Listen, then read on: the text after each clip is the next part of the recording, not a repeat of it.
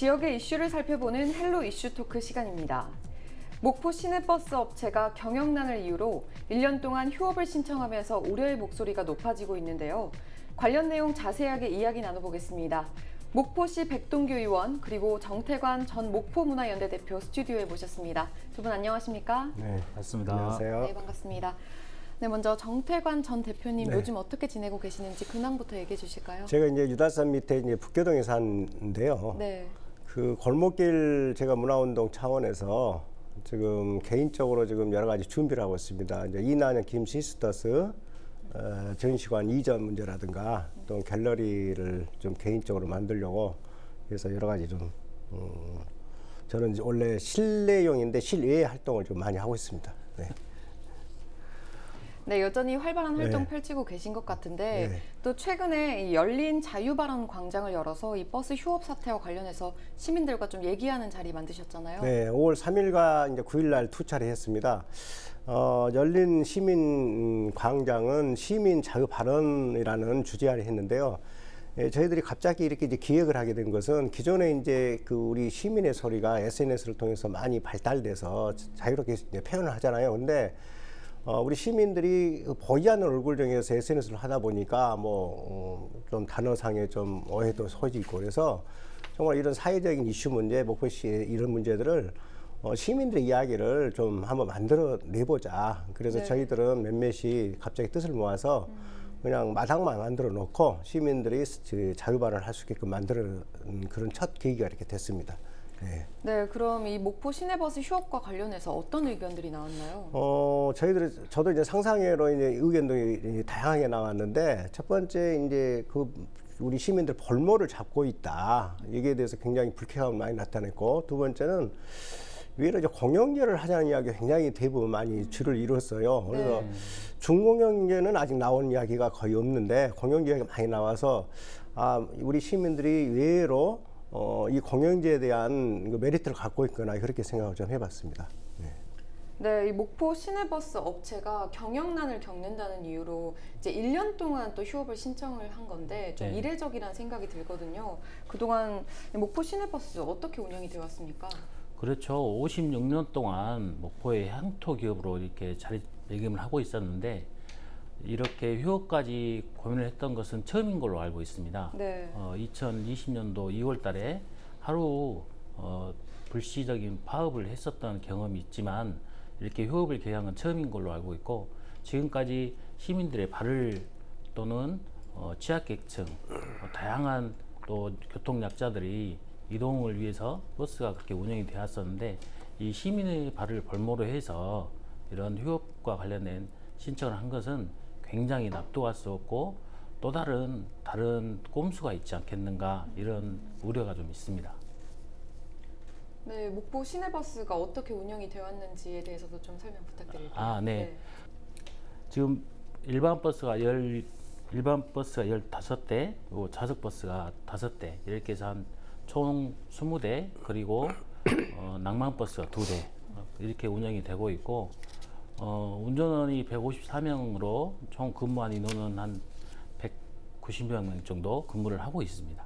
이 시내버스 업체 그동안 전남도와 목포시는 어떤 지원을 해왔나요? 네, 전남도에서는 매년 적자 노선과 관련된 지원을 하기 위해서 영역을 하고 있습니다. 그래서 퇴원 유진역에게는 2020년도만 해도 25억 원 정도 적자 노선의 운영과 관련된 보조금을 지원했고 또 공공광화라는 명목으로 임금 인상분에 대한 내용 그것도 한 25억 정도 그래서 총 50여 원 정도의 예산 지원을 했고 그 외에 저상버스 구입 및 운영비 교통카드 할인 및 환승 보전에 관련된 부분만 해도 35억 정도 그래서 한 2020년도만 해도 85억 정도 재정 지원을 했습니다.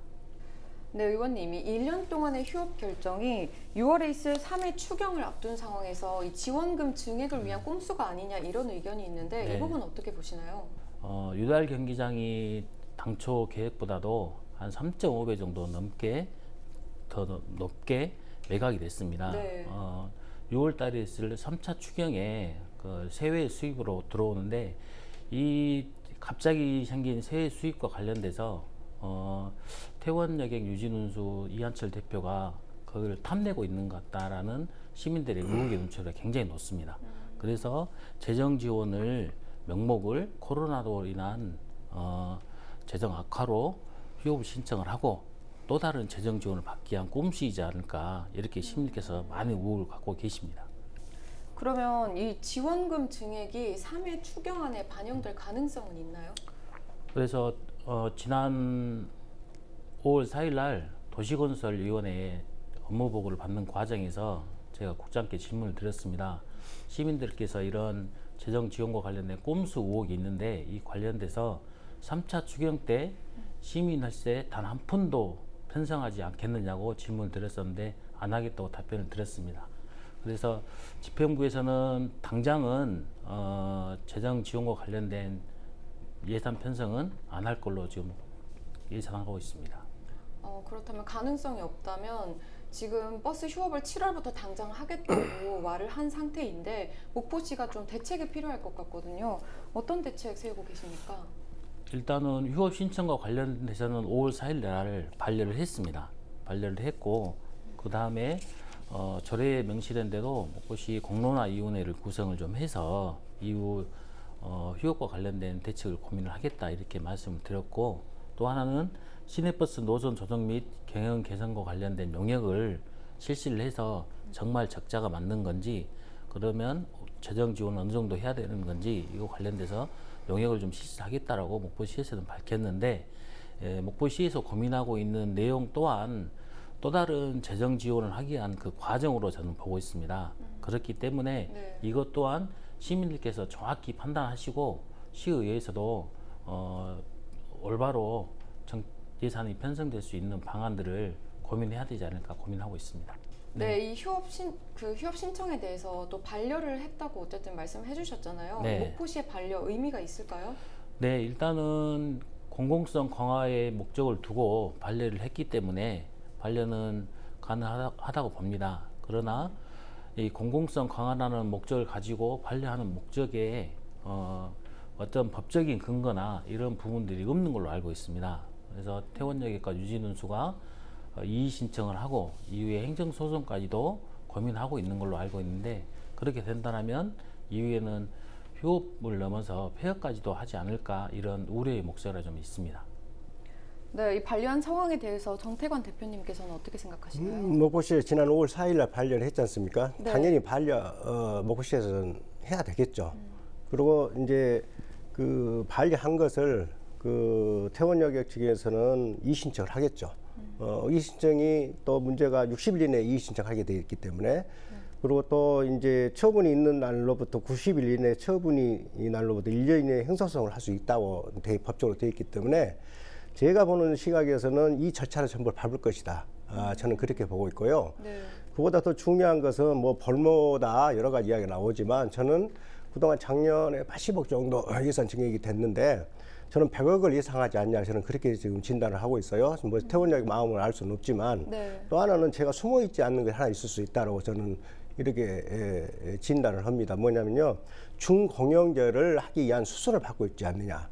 저는 그런 시각을 보고 있어요. 왜냐하면 이 지금까지 목포시와 이제 많은 기간 동안 예산 지원을 받았고, 그러다 따르는 예산의 증액이 있어서 많은 문제가 발생되고, 그러다 보니까 작년에 파업이라는 카드를 썼고 올해는 휴업이라는 카드를 썼지 않습니까? 그랬을 경우 완벽하게 사기업이 중공영제로 통해서 법적인 공영제를 가질 수가 있어요. 그러다 보니까 그러다 보면 어떤 현상이 벌어지냐면요, 중공영제가 이랬을 경우 쉽게 이야기해서 노선에 있어서 적자 노선은 목포시가 운영을 하고, 흑자로서 일종의 말하면 이런 것들은 회사가 운영하는 이제 이런 체제를 갖게 돼요.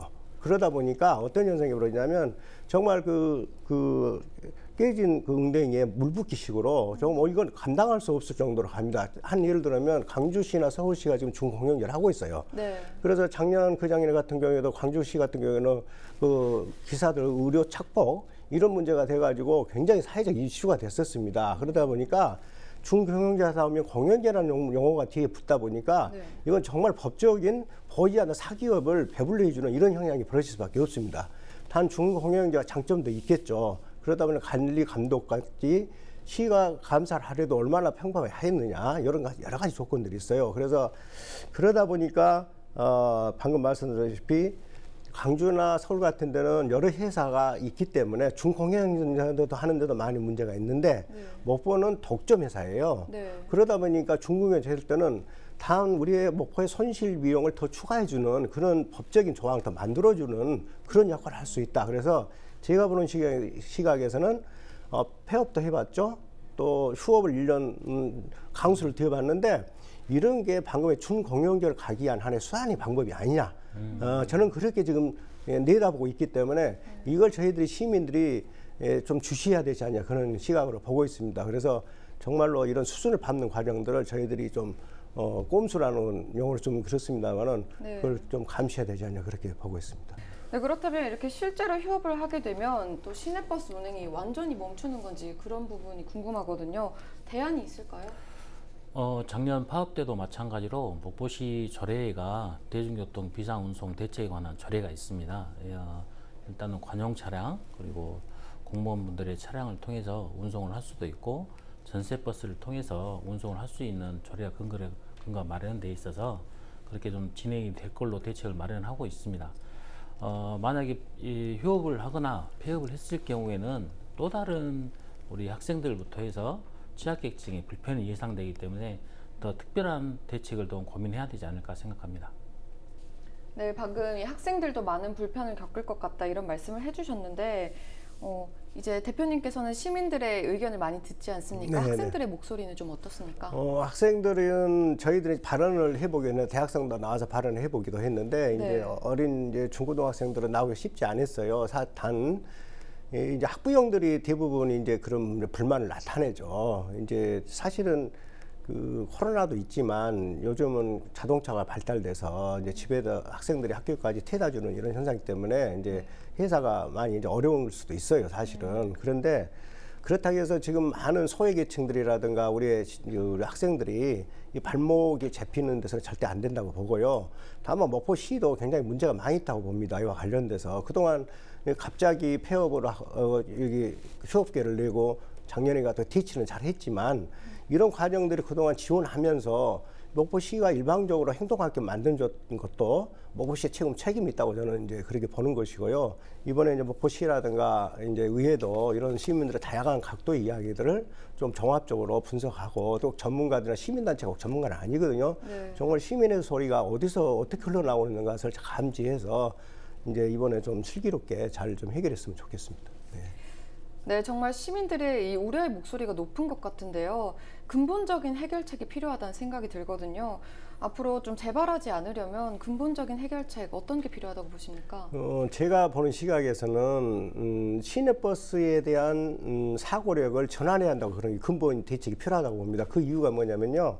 그동안 50여 년 동안 태원역의 유진 회사에서 모든 운영권을 가지고 독점을 하다 보니까 거의 50년 동안 증설되고 카드제하고 좀 편의시설이 확대되고 이렇게 해왔어요. 그런데 시스템상은 바뀌지 않았다는 겁니다. 사실은 제가 보는 게서 그래서 이제는 제가 보는 시각에서는 이 그 시내버스라는 개념을 공공 차원의 복지 차원에서 접근해야 된다 그렇게 보는 거예요. 한 예를 들자면 이제 갑바위 문화시설이나 김대중 노을평화상 기념 같은 경우 문화시설에 100억, 200억 투자해서 또 적자로 운영을 하고 있습니다. 사실은 그 적자 운영은 문화 시민들이 아니라 문화 시민들의 향유권 제공 또 문화 향유를 통해서 우리들이 살아가는 삶의 질을 높이기 위해서 하는 거거든요. 사실은 그래서 그동안 우리가 80억, 660억을 투자한 것도 실질적으로는 공공복지 차원에서 투자해 준 거예요.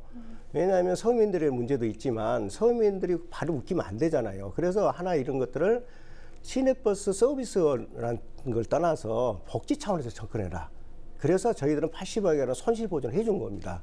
그래서 그런 사고력 전환이 필요해서 그동안 50년에 갖고 있던 틀들을 바꿔야 된다는 거예요. 그래서 공영제를 요구하는 거거든요. 저 같은 경우에도. 왜냐하면 공영제 같은 경우 했을 경우 방금 했듯이 신안 A를 한번 들으면 신안 같은 경우에는 177대 노선을 65대를 지금 전면적으로 공영제를 하고 있어요. 우리 옆에 신안인데 우리보다 열악하잖아요. 사실은 조금만 섬마을이기도 한데도 신안 같은 경우는 전적으로 지금 공영제를 하고 있습니다. 우리 옆에서도.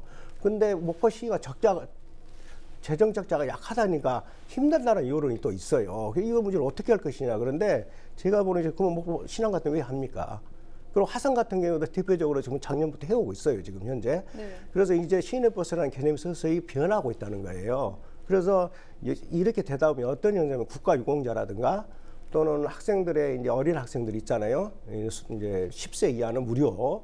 또 하나는 예를 들어서 60세, 70세 이상은 이제 무료 승선학교 만든다. 이렇게 해서 복지 차원에서 접근해 준다면 시민들이 충분히 그걸 이해할 수 있다. 그래서 이런 것은 하나의 공공복지, 즉 교통복지 차원에서 접근해 줘야지 이 해결이 되지. 태원역이 지금 볼모를 잡고 있다. 뭐 시민의 혈세가 뭐 많이 나간다. 이런 문제점에 접근하다 보면 결국 대립에 의해서 이게 나중에 목포 태원역 같은 경우는 더 강한 수를 두지 않느냐 이런 전 접근이 와요. 그래서 우리 시민들의 사고력 접근이 이제 변화가 시대가 왔다. 이제 21세기고 그래서 앞으로 대중교통이 어떻게 우리에게 가야 될지를 잘 보여주는 사례로서 이번 기회라고 저는 보고 있습니다.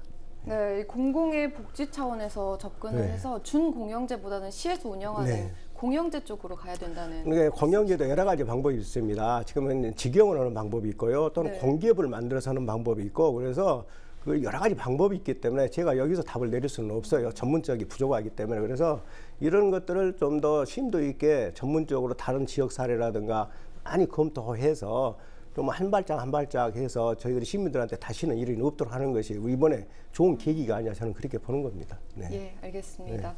의원님께서는 근본적인 대책 어떤 게 필요하다고 보시나요? 네.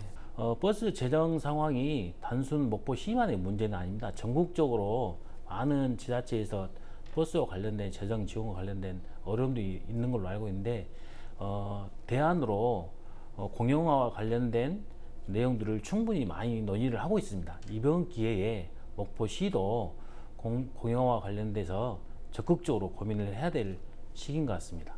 시장께서 이번 기회에 일반 독점 기업에게 계속 지금까지 끌려오듯이 끌려만 가면서 시민 혈세만 낭비할 것이 아니라 시민들을 위한 올바른 대중교통 체계를 고민을 하면서 공영제와 관련돼서 적극적으로 고민을 하셔야 된다. 이번 기회가 가장 좋은 기회다. 저는 이렇게 주장하고 싶습니다. 예, 알겠습니다. 그럼 두 분께서는 이번 시내버스 휴업 사태와 관련해서 마지막으로 시민들께 하시고 싶은 말씀 있으시면 부탁드립니다.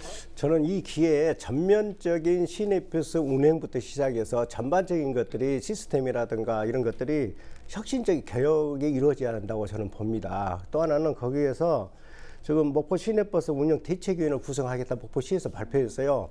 정말로 그 대책위원들이 목포 시민들이나 시민사회단체들이 전부 신뢰할 수 있고 또는 투명하게 해서 정말로 서두르지 말고 이런 기회에 많은 좀 아프지 않은 상태에서는 새로운 알을 깔 수가 없어요. 그래서 이런 아픔의 기회를 통해서 방금 말씀드렸다시피 좀 슬기롭게 또 우리 시민들이 하나의 힘이 돼서 슬기롭게 잘 이렇게 시민들의 불편함이 없으면 좋겠다는 생각이 듭니다. 네. 네. 의원님께서도 마지막으로 시민들께 하시고 싶은 말씀 덧붙여 주시죠. 네, 이번 휴업과 관련돼서 많은 시민들께서 걱정을 좀 많이 하고 계십니다. 또는 많은 좋은 대안 의견도 주시고 계시는데 경영 개선 없이 진행이 되어 왔었습니다. 이런 부분에 대해서는 시의원의 한 사람으로서 굉장히 시민들께 죄송스럽게 생각합니다. 하지만 이후에는 이번 휴업과 관련돼서는 시민들께서 분명히 확인하셨듯이 재정의 건전성, 투명성을 확보하는 과정에서 공영제가 완전히 정착될 수 있도록 함께 노력을 좀 하겠습니다. 많은 힘 모아 주십시오. 감사합니다. 네, 오늘 목포 시내버스 파업과 관련해서 두 분과 많은 이야기 나눠봤는데요. 두 분 의견 잘 들어봤습니다. 감사합니다. 감사합니다. 네, 목포 시내버스 업체가 휴업을 신청하면서 논란이 일고 있는데요. 시민들의 발이 돼준 만큼 많은 불편함이 예상되면서 어떤 결과가 나오게 될지 관심이 쏠리고 있습니다. 이런 사태가 재발하지 않도록 근본적인 문제 해결을 위한 현실적인 대책이 마련되길 바라면서 오늘 시간 마치겠습니다. 지금까지 헬로 이슈토크였습니다.